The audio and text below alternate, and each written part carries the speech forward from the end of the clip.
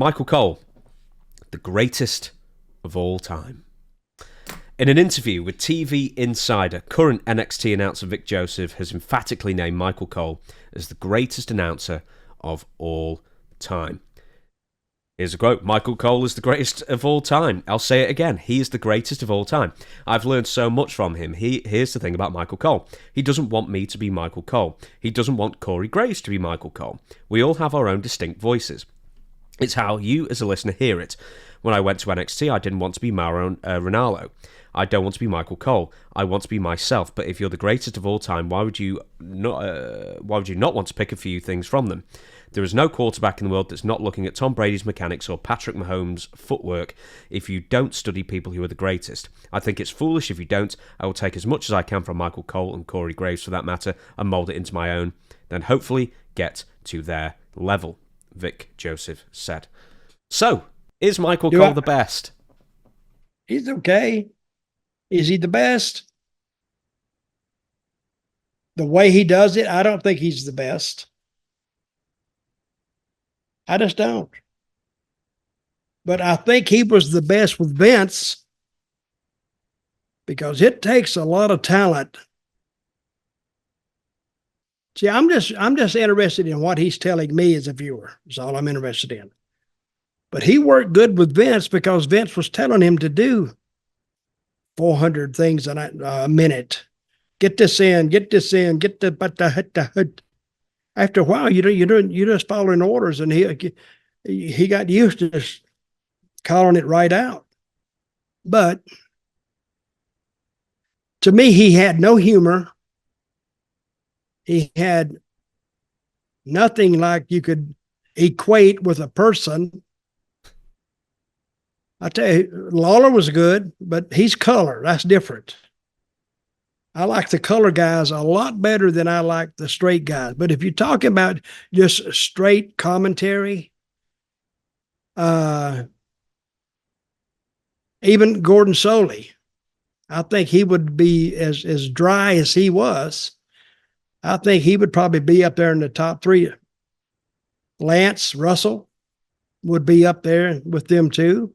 I know who your favorite is. Who? Bob Caudle. No, Bob Caudle, he's up there in the top four. He was. But see, he's only as good.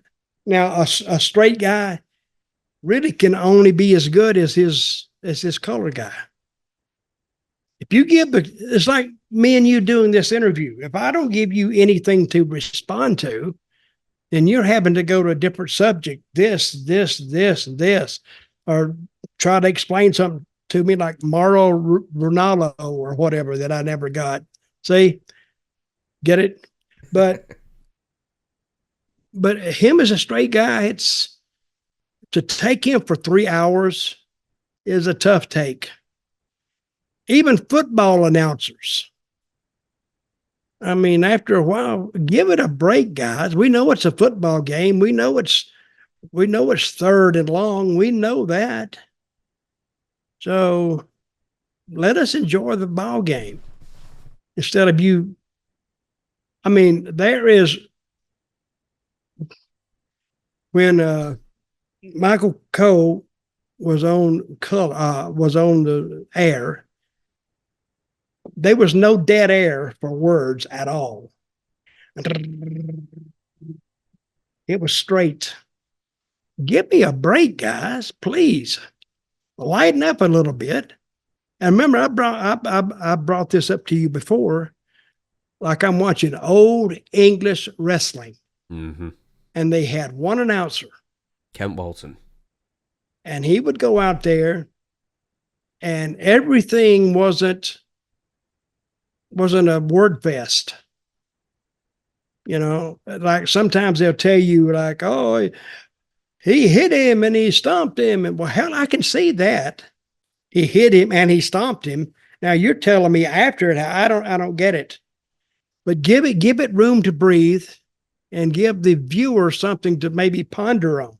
Think about a minute. That's where usually the color guy comes in.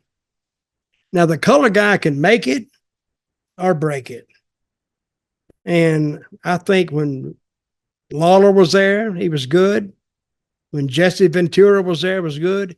Heenan was probably the best because he was funny. And you didn't know what he was going to say. Now, you more or less know what the straight announcer is going to say. And I didn't mean to get off the topic here, but no, I don't think he's the best. He's very, very good, but he's not. I wouldn't pick him as my best. I'm going to give an example for UFC fans. John Anik. Yeah, he can hit all the beats. He knows all the information about all the fighters. He can throw to the sponsors whenever. But he doesn't excite me in any way. He's just a guy filling in the blanks. There's no life in him. No, it's like, that's why I really like Mike Goldberg back in the day. Here's one.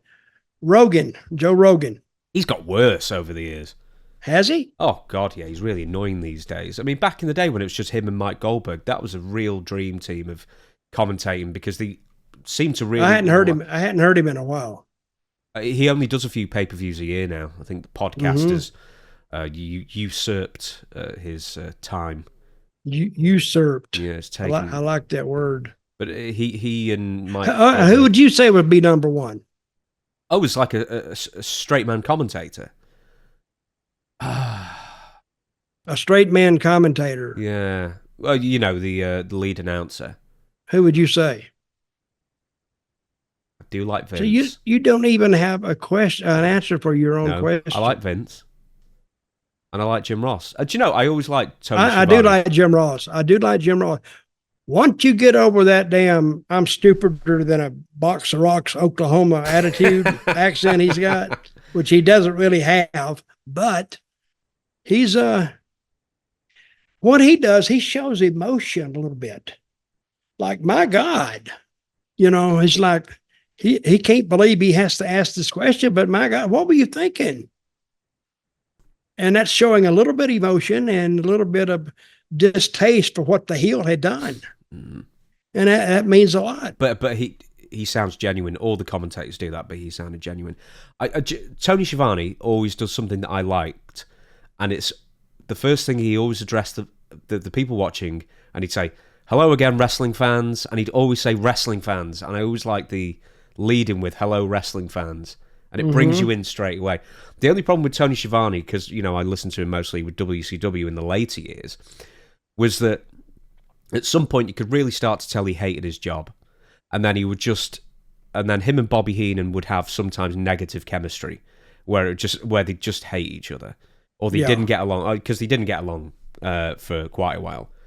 And that's when I didn't enjoy Schiavone as much, but I really enjoyed Schiavone and Jesse. I really, when Jesse Ventura was in WCW, I really enjoyed Tony and Bobby Heenan when they were getting on well together as well, because I always thought Tony was a really good commentator.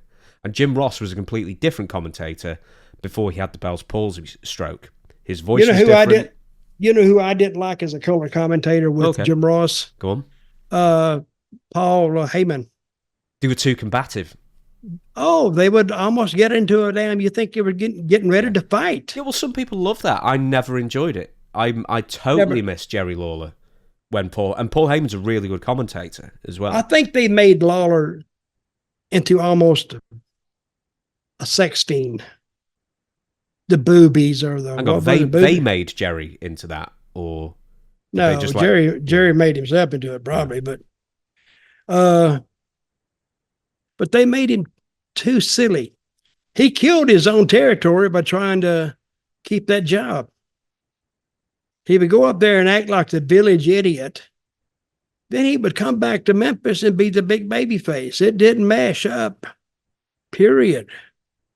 So I think he let them kind of mold him, but it was okay for WWE or WWF at the time, but it wasn't okay for Memphis or the territory that Memphis covered to see their top babyface treated like a village idiot. But I really liked Randy Savage, and I know Jim Ross. Now I'm just reversed. Okay. I've heard Savage so much. You come to the overabundance of one guy. And I used to ride with Savage, and he was the same way if he was driving.